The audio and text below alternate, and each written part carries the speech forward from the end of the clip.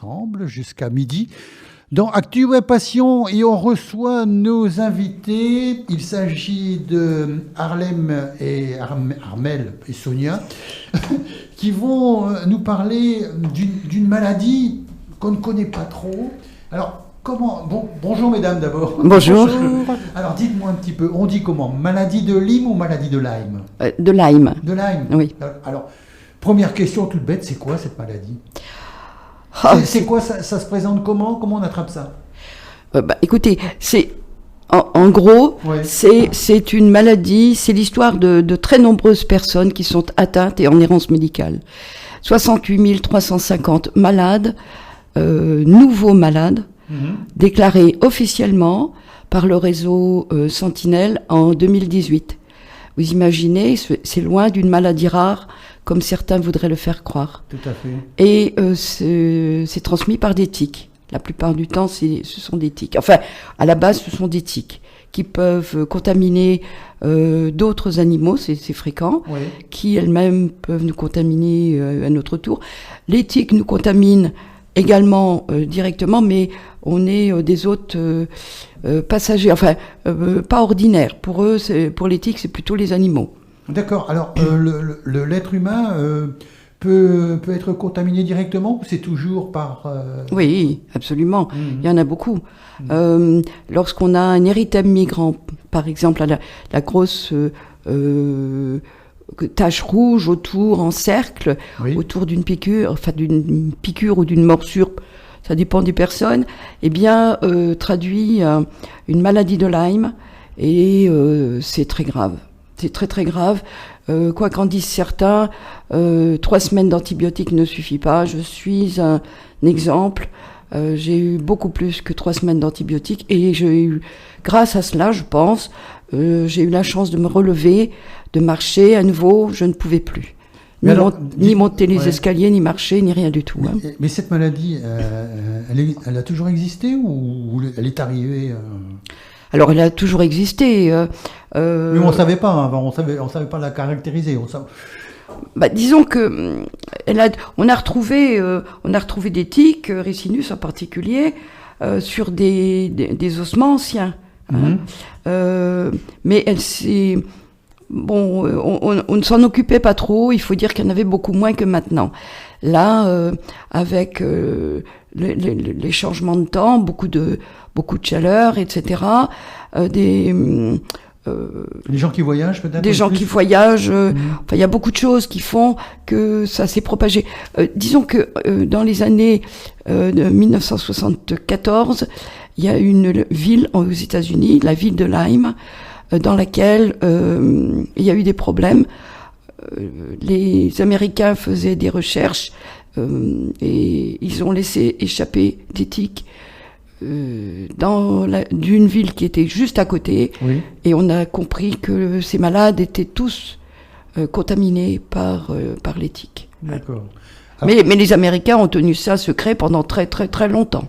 Pourquoi? Alors là, il faut leur demander à eux, hein, mais c'est compliqué. Ouais. Alors ça se traduit comment? Alors, quels sont les premiers signes, les premiers symptômes?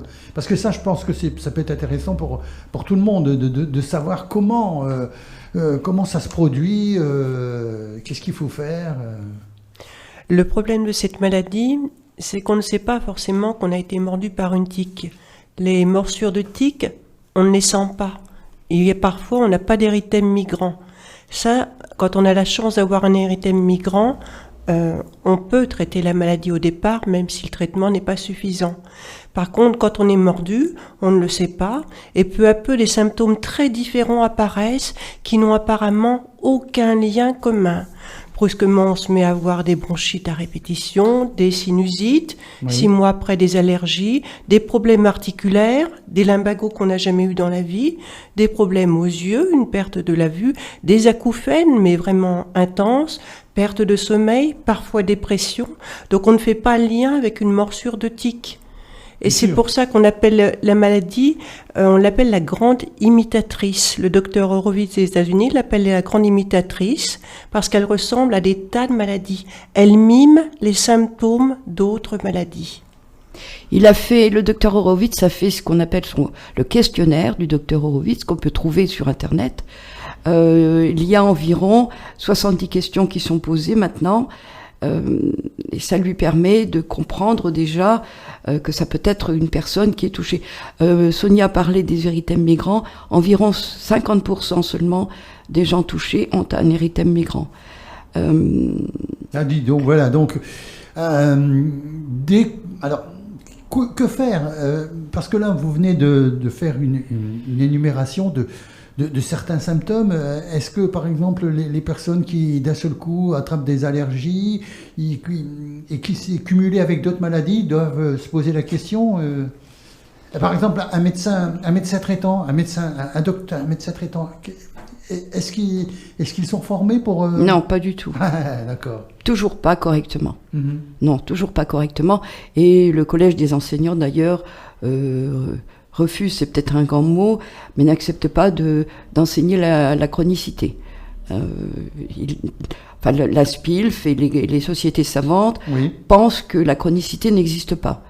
Or, nos Lyme Doctors et nous-mêmes, responsables d'associations et malades de surcroît, qui connaissons vraiment très bien la maladie, nous estimons que si, cette chronicité existe et on la ressent plusieurs années après un érythème migrant. On a des symptômes qui reviennent et qui sont évidents. D'accord. Je vous propose de faire une pause musicale et puis on continuera à discuter. En 10h17 à la pendule de Radio Web Passion, nous sommes avec nos invités, Armelle et Sonia, qui nous parlent de cette maladie de Lyme et on va de surprise en surprise. Vous nous avez dit en antenne qu'il y avait d'autres symptômes, d'autres affections qui pouvaient... oui, je peux en citer d'autres. Oui. Comme ça, les auditeurs pourront peut-être se reconnaître parce que parfois, on est atteint et on ne sait pas vraiment... alors, Sonia nous parlait de l'état grippal, effectivement, mais il y a aussi un épuisement terrible. Il y a des troubles cognitifs, des mal à la nuque, dans les oreilles, des crampes. Moi, j'ai eu une paralysie du visage pendant un certain temps. On a des picotements, mais alors des douleurs insupportables. Mais alors, et vous, comment vous êtes arrivé à trouver, à savoir que vous aviez cette maladie-là ? Déjà, j'ai eu un érythème migrant. Oui. Donc on sait, normalement, parce qu'il y a des médecins qui refusent quand même, mais on sait que la personne qui a un érythème migrant est une personne qui est atteinte. Oui. Et ça, tous les médecins généralistes le savent ou pas ? Non, les médecins ne sont pas formés.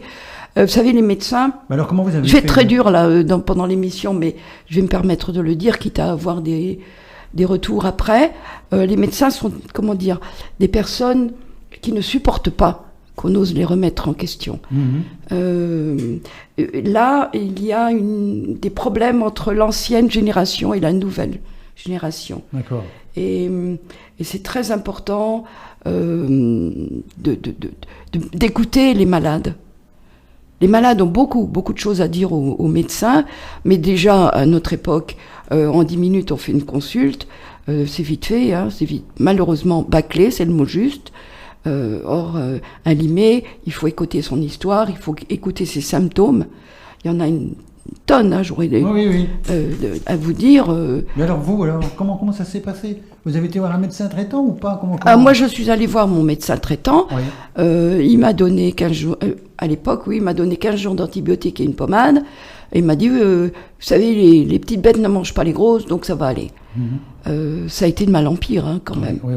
Ça a été de mal en pire jusqu'au moment où je ne pouvais plus sortir de chez moi. J'ai été pendant 1 an. On se connaît, donc vous savez que je suis une personne active. Or, j'ai été pendant 1 an sans pouvoir sortir de mon domicile pratiquement. Sauf avec mon mari, sauf avec mon mari qui m'aidait. Oui. Mais sinon, c'était pas possible. 1 an, sans poser les pieds par terre pratiquement, sans pouvoir monter l'étage pour aller dormir, etc. C'est une vie d'enfer, ce qu'on appelle l'errance médicale. Vous allez chez les médecins. Après, on m'a envoyé chez d'autres médecins, chez le rhumatologue par exemple, parce que j'avais des douleurs absolument terribles partout. Le rhumatologue, quand il m'a reçu, m'a dit « Mais vous n'avez pas de problème rhumatologique, madame. » Voilà. Et on fait le tour de tous les médecins, comme ça, de tous les corps de métier. C'est... Oui, j'imagine que c'est stressant, c'est fatigant. C'est épuisant. C'est pas fatigant, on est épuisé. Jusqu'à un tel point j'ai été pendant une période à ne plus pouvoir bouger mon corps, les mains, les yeux, j'étais pétrifiée. Bon, et alors, qu'est-ce qui s'est passé? Il y a eu un moment, il y a quelqu'un qui a trouvé? Comment ça s'est passé? Alors, disons qu'il y a eu un moment où je me suis dit, je suis en train de mourir. Mm-hmm. Je suis en train de mourir. Donc, à ce moment-là, j'ai cherché, je ne le fais jamais, mais j'ai cherché sur les réseaux sociaux ce qui pouvait, parler de tic et de choses comme ça. J'ai bien pensé à une tic. D'ailleurs, mon généraliste m'a dit, oui, c'est une tic. Mm-hmm. Mais pour lui, c'était pas très grave. Oui, donc, j'ai cherché sur Internet et j'ai trouvé une association dans laquelle j'ai ensuite, quand j'étais mieux, milité pendant 5 ans, qui s'appelait Lyme sans frontières. Oui. Cette association m'a fait connaître des médecins. Et ce sont mes médecins qui m'ont soigné, qui m'ont sorti de là. Mais pas les premiers, ceux qui sont venus après. D'accord. Les médecins courageux qu'on appelle nos Lyme doctors. D'accord. D'accord. Ok. Donc voilà un petit peu, Sonia. Oui, personnellement, j'ai été mordue par des tiques toute ma vie. Mais par contre, au fur et à mesure que les années ont passé, j'avais de plus en plus de symptômes qui n'avaient apparemment aucun point commun. J'avais de plus en plus d'allergies, insuffisance thyroïdienne, insuffisance surrénalienne. Personne ne comprenait. On me disait, c'est parce que vous travaillez. Votre métier ne vous plaît pas.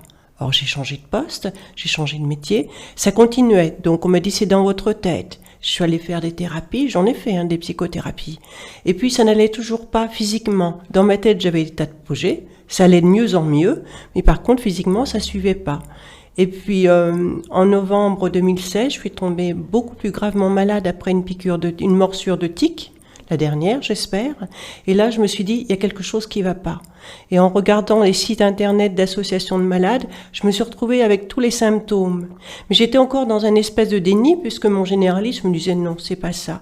Donc je me disais, c'est incroyable. Ces gens qui ont Lyme, ils ont les mêmes symptômes que moi, ou j'ai les mêmes symptômes qu'eux, mais je n'ai pas la même maladie. Et en fait, j'ai téléphoné à une clinique qui soigne cette maladie, envoyée par une association de malades. C'est là que les tests ont montré que j'étais positive à la Borrelia et à d'autres co-infections, parce que la Borrelia, c'est qu'une bactérie parmi tant d'autres transmises par les tiques. D'accord. Personnellement, j'ai eu un érythème migrant en 2012-2013. En tout cas, je pense que j'étais malade depuis bien plus longtemps, sans le savoir. J'avais par exemple la maladie des jambes et des bras sans repos. Je n'avais plus du tout de sommeil. Les limets sont des gens qui ne dorment pas. J'avais la perte du goût. Oui. La photophobie, c'est-à-dire que la lumière m'aveugle, m'agresse. Tout un tas de symptômes auxquels je ne prêtais pas attention. Si j'y prêtais attention, mais je ne faisais pas le rapport avec Lyme. Et depuis que je connais cette maladie, je sais qu'on peut l'avoir depuis très, très, très longtemps sans le savoir. D'accord. Alors, ce que je vous propose, c'est de faire une nouvelle pause musicale et ensuite, on parlera un petit peu de la guérison, si ça existe, est-ce qu'il y a des traitements et tout ça. Et puis, on parlera aussi de l'association parce que c'est important. Parce que, voilà, alors je vous propose, je ne sais pas, moi, d'écouter par exemple Larigus, barre concrète. C'est parti. Radio Web Passion. Nous sommes avec Armelle et Sonia qui nous parlent de la maladie de Lyme. Alors, est-ce qu'on en guérit de cette maladie? Est-ce que ça se soigne bien maintenant? Et est-ce qu'on en guérit quand on est au courant qu'on est atteint de ça? Oui, quand on est au courant, comme vous dites. Oui. Ça peut se soigner, ça peut s'atténuer. Mais une fois qu'on a les bactéries à l'intérieur de nous, elles y restent. Et lorsqu'on a dans notre vie un stress pour X raison, un décès ou autre chose, eh bien, on peut réavoir des symptômes invalidants, très graves. C'est comme ça ne meurt pas en nous. C'est ce qu'on appelle aussi la chronicité. Alors, les sociétés savantes n'y croient pas à la chronicité. Nos médecins y croient. Et nous, malades, nous y croyons. Parce que nous savons qu'après avoir eu toute une période où on a été en très mauvais état, mais après avoir été soigné, pris des antibiotiques et puis d'autres choses, d'autres produits naturels, parce que il y a des choses qui peuvent tout à fait compléter les antibiotiques, eh bien, on peut être tranquille pendant un moment, et puis quelques années plus tard, ça revient. Ça revient, et c'est terrible à supporter. D'accord. Il suffit de 3 fois rien, vous me dites une période de stress ou quelque chose comme ça. Ou de fatigue, enfin, une grippe, voilà, et ça relance. Alors comment on traite cette maladie ? Je vous dis par des antibiotiques. Moi, si je peux donner un conseil, oui. Ce que j'ai fait personnellement, je suis allée dans une association. Si je peux donner un conseil, c'est d'aller dans une association. Parce que les associations luttent depuis déjà plusieurs années. Je vous dis par exemple, moi, ça fait 5 ans quand même que je milite pour faire connaître et reconnaître cette maladie. C'est énorme. J'ai 69 ans, j'aurais vraiment envie de faire autre chose. Oui. Mais ce n'est pas possible. C'est inadmissible. Et le gouvernement a voté les fonds pour la recherche il n'y a pas longtemps. Et nous n'avons aucun budget de recherche pour la maladie de Lyme en France. Les Américains ont mis des sommes très impressionnantes. Nous n'avons rien. Madame la ministre de la Santé a dit, il y a 5 centres de référence. C'est vrai maintenant. Les centres de référence, le problème, c'est qu'ils sont dirigés par nos détracteurs, sauf un. Nos Lyme doctors, comme le professeur Perron, qui est un fer de lance de cette maladie en France et qui se débat depuis des années pour faire connaître cela et puis pour faire changer la situation. Également, à la Neumezan, le docteur Raouf Gauzy, qui est le président de la Fédération française des maladies vectorielles à tiques, n'ont pas été nommés centres de référence. C'est inadmissible. Inadmissible. On donne les centres de référence aux médecins qui n'y croient pas. Enfin, je suis désolée de le dire, je vais peut-être me faire taper sur les doigts, mais c'est ça. D'accord. Alors, vous avez dit donc des antibiotiques. Oui. Et puis des produits naturels aussi.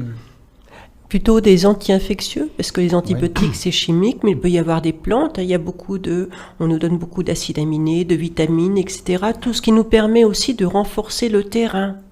Et puis au-delà de ce traitement, il y a bien sûr un état d'esprit à avoir, un mental d'enfer, avoir la certitude que quoi qu'il arrive, on va pouvoir se soulager. Il faut toujours garder espoir. Et là, on s'adresse aux limés, enfin aux personnes qui ont cette maladie depuis longtemps. Il faut toujours garder espoir parce qu'à un moment ou à un autre, le traitement qui ne fonctionnait pas il y a 2 ans peut fonctionner. Donc rien n'est perdu, même si on nous dit qu'on a peu de chances de guérir définitivement. Non, il faut toujours s'accrocher, il y a toujours de l'espoir. La vie peut être belle un jour. Continuons à se battre et puis à vouloir que ça aille mieux. D'accord. Si vous permettez, on a des antiparasitaires aussi. On nous donne des antiparasitaires. Il faut savoir que la tique introduit dans notre organisme des virus, enfin tout un tas de cochonneries. Oui, voilà, on va dire ça comme ça. Oui. Et donc, des anti-infectieux, des antiparasitaires, etc. D'accord. Alors, maintenant, on va parler peut-être de votre association quand même. Parce que oui. C'est le principal. Vous l'avez dit il y a quelques minutes. Il faut absolument, quand vous avez des doutes, il faut absolument aller voir une association qui milite pour essayer d'éradiquer cette maladie, du moins de la faire connaître déjà aussi. La faire connaître. Notre objectif, c'est de faire des conférences dans tous les départements de la région centre. Si vous avez des auditeurs qui nous écoutent et qui peuvent avoir une salle dans un endroit, enfin une salle pas chère, parce que nous sommes une association de malades, eh bien qu'ils nous contactent. Oui, nous avons créé l'association Vaincre Lyme, qui a été inaugurée par le professeur Perron et par le député Richard Ramos le 22 mai. Vaincre Lyme a été créée pour faire, je vous dis, connaître et reconnaître la maladie.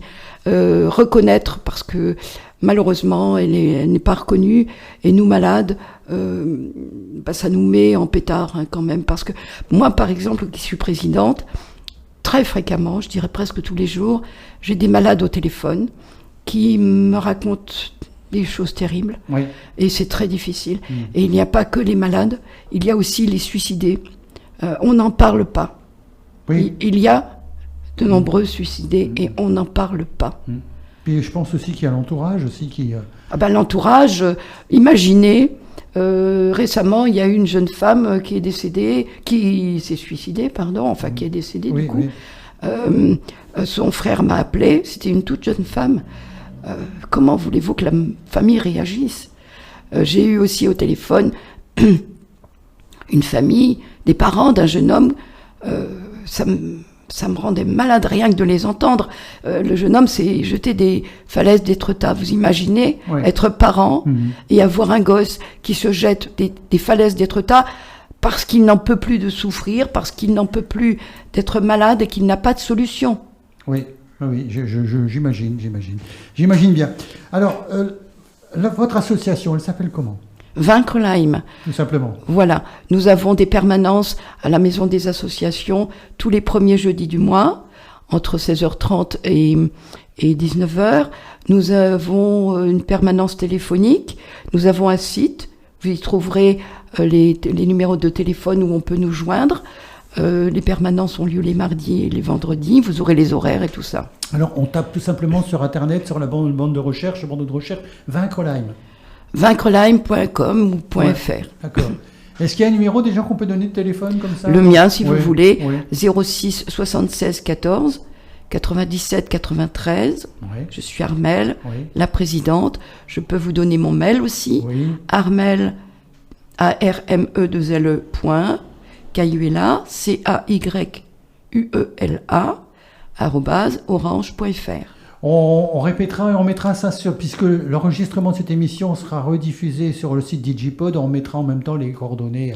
Ce qui serait sympa, c'est de mettre aussi le lien pour notre vidéo, parce qu'elle est très parlante. Tout à fait. Sur la vidéo, on y voit, entre autres, 2 jeunes gens qui, jusqu'à l'année dernière, ne pouvaient plus marcher.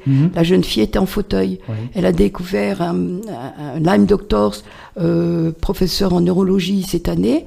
Il l'a sorti de sa chaise roulante. Vous imaginez la jeune fille ? Oui, j'imagine bien. J'imagine bien. Allez, on fait une nouvelle pause, on va écouter Da Silva le garçon, et puis on parlera peut-être d'espoir après. Ah si, ça serait bien. D'accord. Radio Web Passion. Nous sommes de retour avec nos invités, Armelle et Sonia de l'association Vaincre Lyme. Vaincre Lyme, oui. Alors, on va peut-être parler un petit peu d'espoir, parce que, simplement, d'abord, parce que c'est quand même assez ambigu cette situation.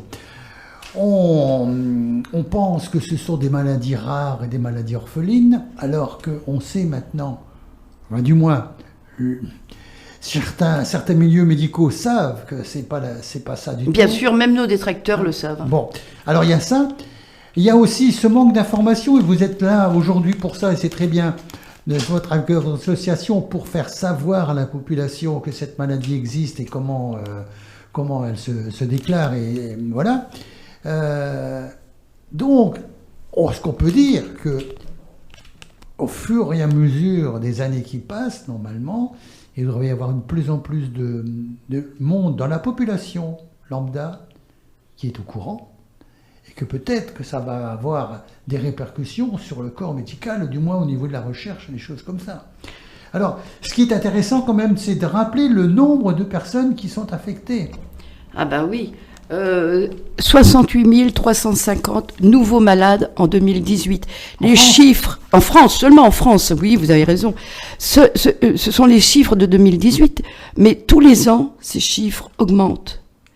Tous les ans, ces chiffres augmentent. Et, il faut quand même le dire, ce ne sont que les malades qui ont été décelés. Oui. Ceux qui ont... il y en a plein qui ont fait des tests qui sont restés négatifs, alors qu'ils sont atteints aussi. Alors, justement, tout à l'heure je t'ai posé hors antenne, est-ce qu'il y a des différents niveaux dans la maladie ? Je veux dire, est-ce qu'il y a des gens qui sont plus ou moins atteints ? Parce que vous avez parlé de tous ces symptômes, et peut-être d'autres encore. Est-ce qu'il y a des gens qui qui ont simplement, je sais pas moi, une allergie par exemple, ou une sinusite, ou comment ça? Oui, c'est ça. C'est qu'on peut voir dans les tests, parfois que des chasseurs, par exemple, on a l'exemple d'un chasseur qui avait des taux d'infection énormes dans le sang et qui se plaignait d'avoir un vague mal de coude le matin en se réveillant, c'est tout. Et d'autres personnes ont des taux d'infection apparemment plus bas, puisque les tests ne sont pas tout à fait fiables, et ont énormément, une multitude de symptômes invalidants. D'accord. Alors, espoir, avenir, projet. Alors, vous en avez parlé en antenne, un beau projet là. Hein. Projet. Alors, moi, ce que j'aimerais, parce qu'il y a le Téléthon dans pas longtemps, ce que j'aimerais, c'est qu'on crée un liméton. Un liméton. En France, il n'y a pas d'argent pour la recherche. 0 € pour la recherche. Donc, j'aimerais beaucoup que l'on crée une chaîne d'amitié. Une chaîne dans laquelle les citoyens français qui sont touchés par ce qu'on est en train de dire acceptent de mettre 1 € ou 2 € ou plus, s'ils peuvent, faire des dons, et on transmettrait tout cela à la recherche. Il est inadmissible, quoi qu'il en soit, et même si nos détracteurs prétendent qu'on est moins nombreux qu'on le croit, il est inadmissible qu'il n'y ait pas d'argent pour la recherche en France. Donc si des citoyens pouvaient être touchés par ce que je suis en train de dire et mettre un peu d'argent, ce qu'ils peuvent, comme toujours, ou nous aider à créer un liméton. Un liméton, je suis prête à me défoncer. Je vous ai dit, j'ai 69 ans, mais tant pis. Je suis prête à me défoncer pour créer ce liméton avec d'autres personnes. Seule, je ne peux rien. Ensemble, on peut déplacer les montagnes. Donc, j'ai besoin des Français. J'ai besoin des gens, qu'ils soient français ou non d'ailleurs. Je ne suis absolument pas raciste. Donc, qui que ce soit qui aurait envie de nous aider, qu'il le fasse. Nos coordonnées, on les a données tout à l'heure. Je répète mon email, voilà. Armel, Cayuela, @orange.fr. Essayez de nous joindre, essayez de nous aider, apportez vos témoignages. Aidez-nous aussi, nous avons besoin d'aide dans notre association. Oui, redonnez votre numéro de téléphone là, tout de suite, c'est ça. Oui, alors je répète si vous voulez bien. 06 76 14 97 93. Nous sommes une équipe, un conseil d'administration de malades, de gens qui sont fatigués. Nous avons besoin d'aide. Tous ceux qui nous entendent et qui veulent bien nous aider, ils ont nos coordonnées. Nous aider à faire tout un tas de choses.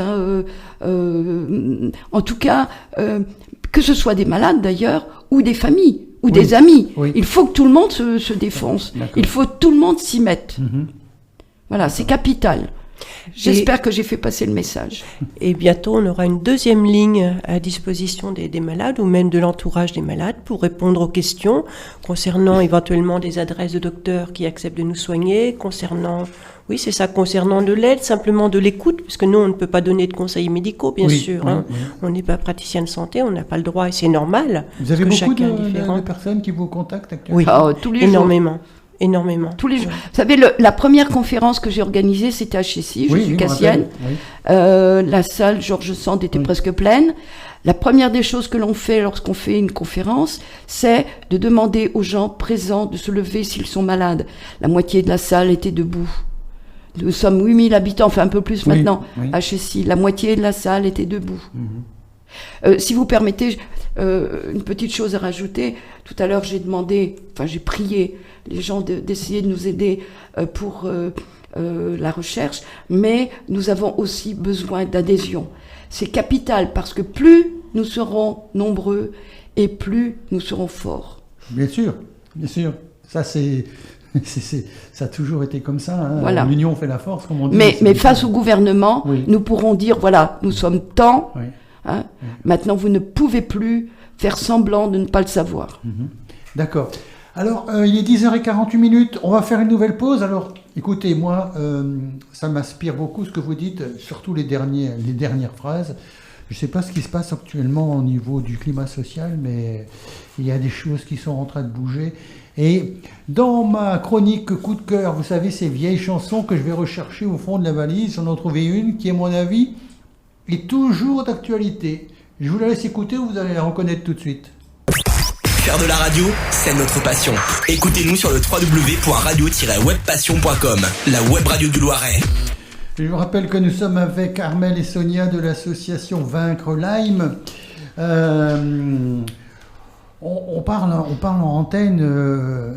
Il y a quelque chose qui est très intéressant, Armelle, vous avez dit tout à l'heure, votre association fait partie d'une coalition mondiale, c'est ça ? Eh bien, depuis peu, effectivement, notre association fait partie de la coalition mondiale ad hoc de médecins, scientifiques et patients. Association également, évidemment. Cette coalition comprend 89 organismes pour le moment, et elle est située dans 12 pays différents. D'accord. Et nous avons la chance, nous n'avons pas de chance d'être malades, hein, mais faire partie de cette coalition, c'est quelque chose de très important. D'accord. Alors, Sonia, tout à l'heure, vous nous disiez aussi que vous faites appel aussi aux gens valides, parce que, bien évidemment, vous êtes vous-même atteinte de cette maladie, et donc il y a des moments où vous n'êtes pas tout à fait au top niveau, comme vous avez dit, c'est ça ? C'est ça. Quand on est dans une association de malades, généralement, c'est que la maladie dure, qu'on est souvent chronique. Oui. Donc, ce dont on a besoin, c'est des forces aussi de ceux qui ne sont pas malades, l'entourage est malade, mais aussi des gens valides qui seraient sensibilisés à ça. Ne serait-ce que pour faire des conférences de prévention. Il y a des choses toutes simples qu'on peut transmettre, qu'on peut apprendre, comme par exemple, veiller à ce que les enfants n'aient pas de nymphes, de tiques dans les cils le soir après une journée passée au plein air. Des choses très simples, et ça passe par l'information, par des conférences de prévention, et des gens valides pourraient nous aider à faire ça. Il n'y a pas besoin d'être malade. On a oublié d'en parler tout à l'heure, la prévention. La prévention, importance à la prévention. Oui. Qu'est-ce qu'on peut faire ? Alors la prévention, d'abord il ne faut pas croire que c'est juste dans les forêts. Les tiques sont partout. Oui. Lorsqu'on va dans l'herbe... Et vous pensez qu'il y en a plus qu'avant, des tiques ? Alors, c'est quoi ? C'est lié à la pollution, au climat ? À beaucoup de choses, on ne sait pas vraiment, mais c'est vrai qu'il y en a beaucoup plus. Mais c'est vrai aussi qu'on ne fait rien pour les éradiquer. D'accord. Donc, voilà. En tout cas, il faut faire de la prévention. Mettre du produit, des sprays sur nos vêtements ou des huiles essentielles, il y en a de très bien. Vous allez en pharmacie ou dans les magasins bio, ils vous conseilleront. Bon, moi je prends une marque, mais j'ose pas la donner. Ça c'est par exemple quand vous allez vous promener dans la nature. Je répète, non. Il y a des tiques partout maintenant. Ah d'accord. Oui, évidemment, quand on va dans la nature, on s'asperge un petit peu. Il faut se protéger. Mais aussi, il faut mettre des pantalons. Oui. Pas de short, même quand il fait très chaud. Des pantalons avec des chaussettes et des chaussures, de vraies chaussures, bien fermées. Surtout, effectivement, vous parliez de la forêt à l'instant. Quand on va en forêt, c'est indispensable. Mais pas que. Avant, je faisais beaucoup de marches en moyenne montagne. Et maintenant, je m'en méfie parce que je sais maintenant qu'il y a des tiques jusqu'à peu près 2000 mètres de hauteur. Donc, voilà, dans la moyenne montagne, il y a des tiques. D'accord. Et il faut savoir que les nids de tiques comportent des milliers de petites tiques. Oui. D'accord. Donc, vous avez... alors, si quelqu'un voit un nid de tiques, il faut le brûler. Il faut être très précautionneux et le brûler. Ça se voit, ça ? On reconnaît un nid de tiques ?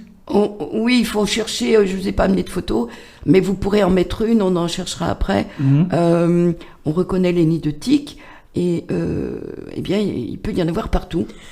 Elles peuvent se cacher sous les feuilles mortes, par exemple. Nous, la raison pour laquelle on ne les voit pas. Une tique, c'est foncé, c'est presque noir. Dans les feuilles mortes, on marche, on ne voit pas. Et si on est en chaussettes, même pieds nus, on peut ramener entre les doigts de pied, sous un ongle de doigt de pied, ramener une nymphe.